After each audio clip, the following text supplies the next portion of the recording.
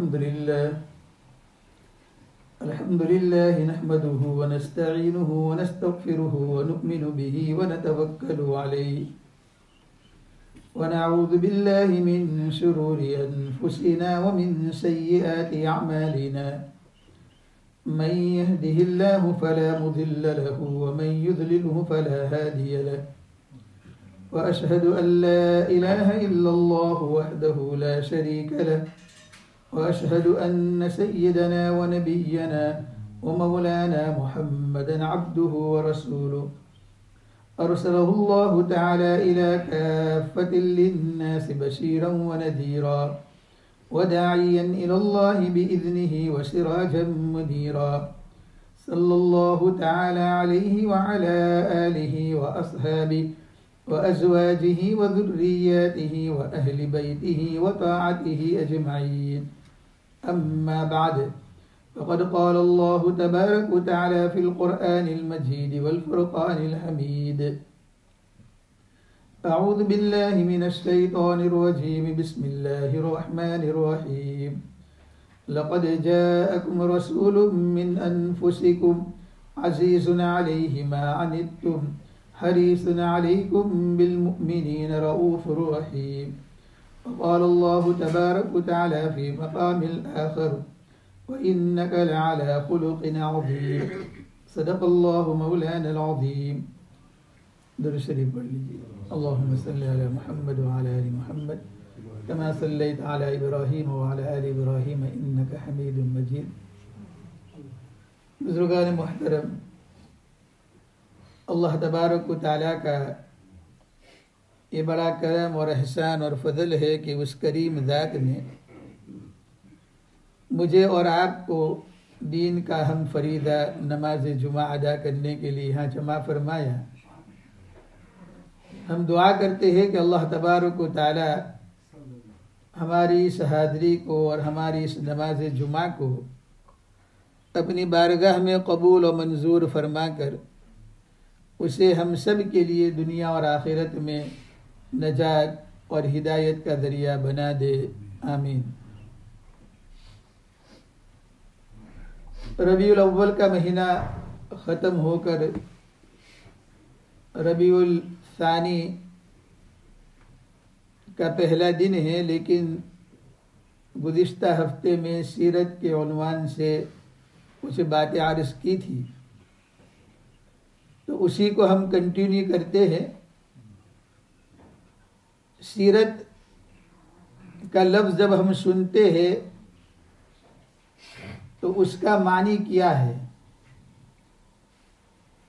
علماء فرماتے ہیں کہ کسی چیز کا اپنی اصلی حالت کے اوپر ہونا یہ سیرت ہے.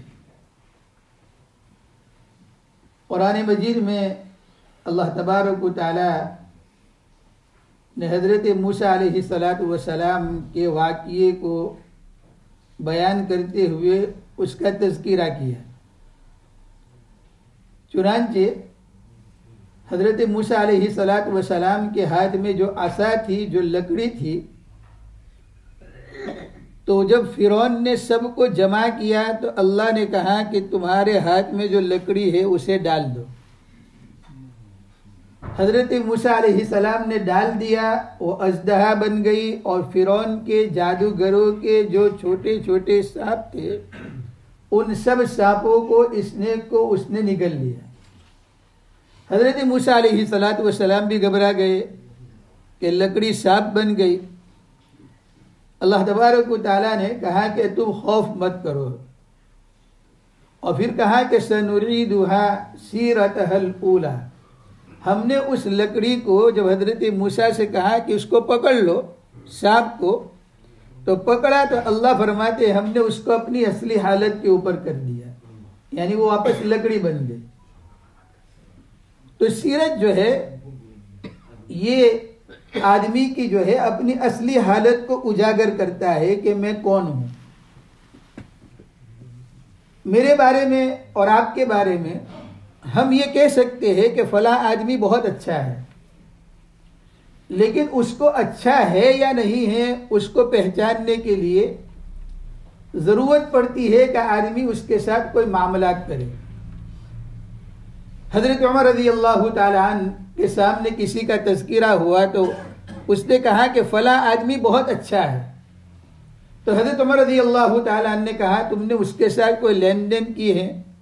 تمہارا کوئی رشتہ داری ہے ان کے ساتھ؟ یا تم نے کوئی سفر کیا ہے؟ کہا نہیں. تو کہا پھر اپنی رائے کو اپنے پاس رکھو. مطلب یہ تھا کہ تم جج نہیں کر سکتے کہ آدمی بہت اچھا ہے. ہاں آدمی کی اصلیت کھلتی ہے وہ اپنے گھر کے اندر.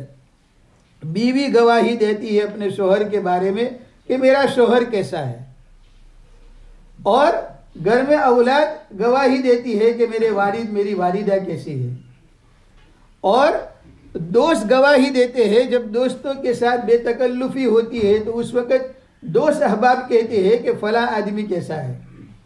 یا پھر آدمی کسی کے ساتھ سفر کرتا ہے تو سفر کے اندر پتہ چلتا ہے کہ آدمی کیسا ہے. ہمارا معاملہ ہم سب اپنے اپنے غریبان میں دیکھے. ہماری عورتیں ہم سے شکوہ کرتی ہے، وہ ہماری تعریف نہیں کرتی. ہماری عورتیں ہماری کمپلین کرتی ہے. معلوم ہوا کہ عورت کے ساتھ ہمارا رویہ ٹھیک نہیں ہے. ہماری اولادیں ہم سے شکایت اور کمپلین کرتی ہے. معلوم ہوا کہ ہم گھر میں اچھے نہیں ہیں، ہم باہر بہت اچھے ہیں. میں آپ کے ساتھ اچھا ہوں، آپ میرے ساتھ اچھے ہیں. وہ گجراتی میں کہتے ہیں کہ ڈونگر دور تھی رنیا مڑا، یعنی جو ماؤنٹین ہوتا ہے، جو پہاڑ ہوتے ہیں، ہم دور سے دیکھتے ہیں تو کہا بہت اچھا خوبصورت ہے، لیکن جب قریب جاتے ہیں اس کی جھاڑیاں دیکھتے ہیں اور اس کے بڑے بڑے پتھر اور چٹان دیکھتے ہیں تو آدمی سوچتا ہے کہ یہ تو بہت ڈینجر ہے، اس پہ آدمی چڑھے گا کیسے، اترے گا کیسے. تو ہر آدمی دور سے اچھا لگتا ہے، لیکن اللہ کے نبی صلی اللہ علیہ وسلم کی سیرت طیبہ اور آپ علیہ الصلوۃ والسلام کی سیرت کی گواہی ام المؤمنین حضرت عائشہ صدیقہ رضی اللہ تعالی عنہا دے رہی ہے، جو اللہ کے نبی کی بیوی ہے. اور آپ علیہ الصلوۃ والسلام کے بارے میں جب صحابہ نے پوچھا کہ اللہ کے نبی کے اخلاق کیسے تھے اور کیا تھے، تو حضرت عائشہ رضی اللہ تعالی عنہا مختصر جواب دیتی ہے اور کیا کہتی ہے، کان خلقہ القرآن، کہ جو قرآن ہے وہ اللہ کے نبی کا اخلاق ہے. قرآن جس میں کہتا ہے اللہ کے نبی کو یہ کام کرو، اللہ کے نبی صلی اللہ علیہ وسلم اس کو بدرجہ اولا کرتے تھے، بہت بہتر اور احسن طریقے سے کرتے تھے. اور جہاں قرآن کہتا ہے کہ اس سے رک جاؤ، اللہ کے نبی صلی اللہ علیہ وسلم اس سے رک جاتے تھے. تو گویا قرآن پورا اللہ کے نبی کے اخلاق اور سیرت ہے. کہا تم نے قرآن نہیں پڑھا؟ تو گویا قرآن اللہ کی کتاب اور آپ علیہ الصلوۃ والسلام اس کا نمونہ ہے. اس لیے اللہ نے کہا کہ آپ اخلاق میں سب سے اونچے مقام کے اوپر ہے. اللہ گواہی دے رہے ہیں. اور کیسے اخلاق؟ ایک تو بیوی حضرت عائشہ رضی اللہ تعالی عنہ گواہی دے رہی ہے. میری اور آپ کی بیوی گواہی نہیں دیتی. میری اور آپ کی بیوی جو ہے وہ وٹنس ہماری نہیں بنتی ہے. کیوں؟ اس لیے کہ ہمارے اخلاق اچھے نہیں ہیں. یہاں تو حضرت عائشہ کہہ رہی ہے، گھر کی ہے، رات دن اللہ کے نبی کے ساتھ بتائے ہیں. حضرت خدیجہ الکبریٰ رضی اللہ تعالی عنہا آپ علیہ الصلوۃ والسلام کی سیرت کی گواہی دیتی. اللہ کے نبی صلی اللہ علیہ وسلم 22-25 سال کے تھے اور ایک غلام سے کہا کہ جاؤ میسرہ سے کہ تم اللہ کے نبی صلی اللہ علیہ وسلم کے ساتھ جو ہے سفر کرو اور ہمارا جو ہے مال تجارت ان کے ساتھ جا کر جو ہے اس کو فروغ کرو. جب واپس آئے آپ علیہ الصلوۃ والسلام اور میسرہ، تو حضرت خدیجہ الکبریٰ رضی اللہ تعالی عنہا اس اپنے خادم سے پوچھتی ہے کہ ذرا مجھے کارگزاری سناؤ تمہارے سفر کی، اور بتاؤ کہ تم نے محمد کو کیسے پایا، وہ کیسا نوجوان ہے. نوجوان ہے، 22-25 سال کی عمر ہے. ہمارے نوجوان ہمارے بچوں کی ہوتی ہیں. ہمارے نوجوانوں کی حالت ہمیں معلوم ہے. اور حضرت خدیجہ رضی اللہ تعالی عنہا پوچھ رہی ہے کس سے؟ اپنے خادم سے، اپنے غلام سے، میسرہ سے پوچھ رہی ہے. تو وہ کہتے ہیں اللہ کے نبی صلی اللہ علیہ وسلم کی تعریف کے پل باندھ دیتے ہیں. سچے ہے، امانت دار ہے، خوش اخلاق ہے، خدمت گزار ہے. جو ہے رحم والے ہیں، لوگوں کی خیر خواہی والے ہیں، بہت اچھی صفات ہے ان کی۔ اب حضرت خدیجہ رضی اللہ تعالیٰ عنہ کے سامنے جب یہ بات آتی ہے تو خود خدیجہ سوچتی ہے کہ ایسا خوبصورت اور خوبصیرت نوجوان وہ تو اس لائق ہونا چاہیے کہ وہ میرے سر کا تاج بنے، وہ تو میرے نکاح میں آئے۔ اب حضرت خدیجہ رضی اللہ تعالیٰ عنہ خود نکاح کا پیغام دیتی ہے آپ علیہ الصلوۃ والسلام۔ میری اور آپ کے بچوں کی حالت کیا ہے، اللہ ہم سب کو معاف فرمائے۔ ہمیں ایک اچھی اگر لڑکی ڈھونڈنا ہو تو معاشرے کے اندر جہاں جاتے ہیں کہاں اس لڑکی میں یہ ہے، لڑکا ڈھونڈنا ہو کہاں لڑکے میں یہ پرابلم ہے، یہ ہے، یہ ہے۔ ہم اپنے بچے اور بچیوں کے نکاح کے لیے ایک اچھا نوجوان، ایک اچھا لڑکا اور ایک اچھی لڑکی منتخب نہیں کر سکتے۔ کیوں؟ ہمارے اخلاق، ہمارے کردار اتنے بگڑے ہوئے ہیں۔ ہم نے اپنے بچوں کو، اپنے بچیوں کو کہاں چھوڑا ہے؟ ہر ماں باپ، میں خود جانتا ہوں اپنے اولاد کے بارے میں، آپ خود جانتے ہیں اپنی اولاد کے بارے میں۔ معاشرے کے اندر، سماج کے اندر ہم نظر رکھتے ہیں، ہم جیتے ہیں، ہم اٹھتے بیٹھتے ہیں، کھاتے پیتے ہیں، مساجد میں ملتے ہیں، ہمیں معلوم ہے۔ یا حضرت خدیجہ رضی اللہ تعالیٰ عنہ خود پیغام دے رہی ہے۔ اور پھر جب آپ علیہ الصلوۃ والسلام 15 سال تک رہے خدیجہ کے ساتھ، ابھی 15 سال ہوئے، رہے تو زیادہ، اور 40 سال کی عمر میں جب وحی آتی ہے اور آپ علیہ الصلوۃ والسلام خوف کھا کر جب گھر پہ آتے ہیں اور کہتے ہیں مجھے چادر اڑھاؤ، مجھے کمبل اڑھا دو، زملونی زملونی، تو اس وقت حضرت خدیجہ رضی اللہ تعالیٰ عنہا سے اللہ کے نبی کہتے ہیں مجھے اپنی جان کا خطرہ ہے، کہیں میں برباد نہ ہو جاؤں، میں ہلاک نہ ہوں، مجھے میری جان کا خوف ہے۔ حضرت خدیجہ رضی اللہ تعالیٰ عنہا تسلی دیتی ہے اور آپ علیہ الصلوۃ والسلام سے کہتی ہے اللہ آپ کو ضائع نہیں کرے گا، اللہ آپ کو برباد نہیں کر سکتا۔ کیوں؟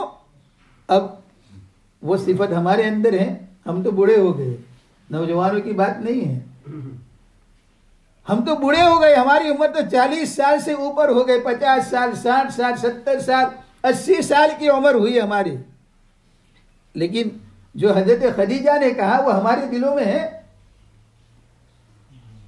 اللہ کے نبی صلی اللہ علیہ وسلم کے بارے میں حضرت خدیجہ گواہی دے رہی ہے، اللہ کے نبی سے تسلی دیتے ہوئے کہتی ہے اللہ آپ کو ضائع نہیں کرے گا۔ کیوں؟ اس لیے کہ آپ جو ہے رحم دل ہے اور آپ یتیموں کا خیال رکھتے ہیں، آپ بیواؤں کا خیال رکھتے ہیں، آپ مسافروں کا خیال رکھتے ہیں، آپ مہمانوں کو کھانا کھلاتے ہیں، آپ مہمان نواز ہیں، آپ جو ہے بھوکوں کا پیٹ بھرتے ہیں۔ یہ صفات آپ کے اندر ہے، اللہ آپ کو، ایسے آدمی کو اللہ ضائع نہیں کرتا ہے۔ کیا معلوم ہوا؟ حضرت خدیجہ نے نہیں کہا کہ تم غار ہیرا میں جا کے بہت نمازیں پڑھتے ہو، بہت تسبیحات پڑھتے ہو، اس لیے اللہ آپ کو ضائع نہیں کرے گا۔ نہیں، کیا کہا؟ آپ مہمانوں کا خیال کرتے ہو، آپ مہمان نواز ہو، آپ بھوکوں کو کھانا کھلاتے ہو۔ آج ہمارے اندر کون ہے جو مہمان نواز ہوتا ہے؟ 500 آدمی مسجد میں نماز پڑھتے ہیں اور باہر کا کوئی مسافر آئے، 500 آدمی میں سے ایک کو توفیق نہیں ہوتی ہے ان سے پوچھے کہ مہمان تم کہاں سے آئے، تم نے کھانا کھایا، تم نے چائے پی؟ نہیں۔ اور کبھی کبھی تو 1000 آدمی مسجد میں نماز پڑھتے ہیں، کوئی پوچھنے والا نہیں۔ اور یہ میں ریالٹی بتا رہا ہوں ہمارے لیسٹر شہر کی۔ آپ مجھے بتاؤ یہاں ہاتھ اٹھا کر کہ کوئی مہمان آیا اور آپ نے اس کو پوچھا، شاید پوری مسجد میں ایک آدمی بھی نہیں ہوگا۔ کیوں؟ اس لیے کہ اللہ کے نبی کا تذکرہ ہم سنتے ہیں لیکن سیرت سے ہم دور ہیں، اللہ کے نبی کی ان چیزوں سے ہم دور ہیں جس کو ہمیں اپنانا چاہیے۔ ہم نماز پڑھ لیتے ہیں، روٹین ہماری ہے نماز کی، الحمدللہ پڑھنا چاہیے۔ حضرت خدیجہ رضی اللہ تعالیٰ عنہ گواہی دے رہی ہے، یتیموں کے سر پہ ہاتھ رکھتے۔ اللہ کے نبی تو خود یتیم تھے، آپ علیہ الصلوۃ والسلام تو خود یتیم تھے اور یتیمی میں بڑے ہوئے، لیکن کیا کہا؟ یتیموں کے سر، ہم تو کون سے یتیم پہ ہاتھ رکھتے ہیں؟ کس یتیم کے سر پہ ہاتھ رکھتے ہیں؟ بیواؤں کا خیال، کتنی بیوائیں ہیں دنیا کے اندر، کون خیال رکھتا ہے؟ کون خیال رکھتا ہے؟ بھوکوں کو کھلانا. تو یہ ساری صفت بیان کر کے اللہ کے نبی کو تسلی حضرت خدیجہ دے رہی ہے. معلوم ہوا آپ علیہ الصلوۃ والسلام کے اخلاق سب سے اعلیٰ تھے جو قرآن کہتا ہے، سب سے اونچا تھا.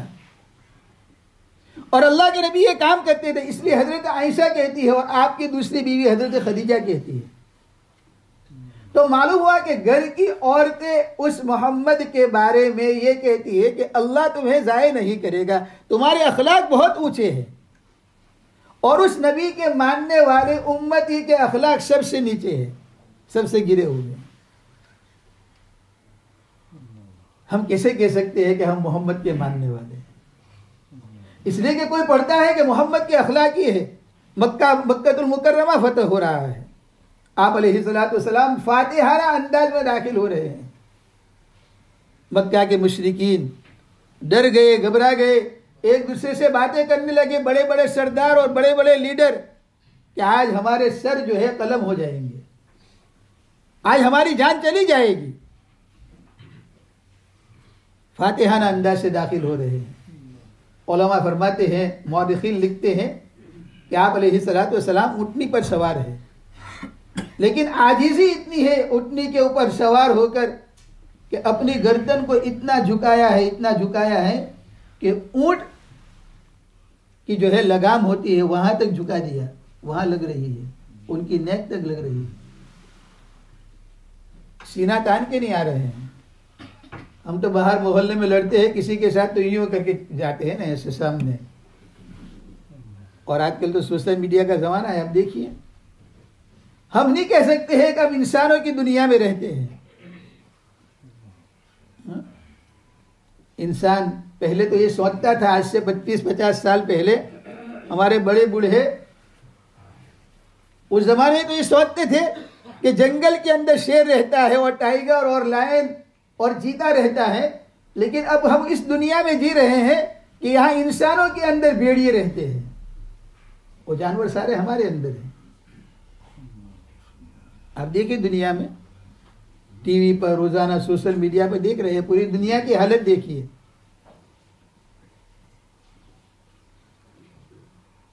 اللہ کے نبی صلی اللہ علیہ وسلم داخل ہو رہے ہیں اور مشرکین مکہ بات کر رہے ہیں. آپ علیہ الصلوۃ والسلام نے سب لیڈروں کو جمع کیا اور کہا، دیکھو ہم آج تمہارے ساتھ کیا حشر کریں تمہارا. تو انہوں نے کہا کہ آپ کریم باپ کے کریم بیٹے ہو، اور کریموں کی عادت یہ ہوتی ہے کہ وہ رحم کر کے معاف کر دیتے ہیں. تو اللہ کے نبی صلی اللہ علیہ وسلم نے جملہ ارشاد فرمایا کہ جاؤ میں نے تم سب کو معاف کر دیا. اور کیا کہا کہ جیسے میرے بھائی یوسف نے کہا تھا اپنے بھائیوں سے کہ لا تثریب علیکم الیوم، میں وہی جملہ تمہارے سامنے دہراتا ہوں. بڑے بڑے یورپین مورخین نے لکھا ہے کہ ہم اللہ کے نبی صلی اللہ علیہ وسلم کی اس فتح مکہ کی تاریخ پڑھتے ہیں تو ہماری قلم جو ہے رک جاتی ہے، ہمارے جو ہے ہاتھ جو ہے وہ ہلنے لگتے ہیں کہ ایسا شخص کہ جو فاتح بن کر آیا لیکن مکہ المکرمہ کے اندر کہا سب کو معاف، سب کی معافی. اور کیا کہا، آج کوئی ابو سفیان کے گھر میں چلا جائے اس کو بھی معافی.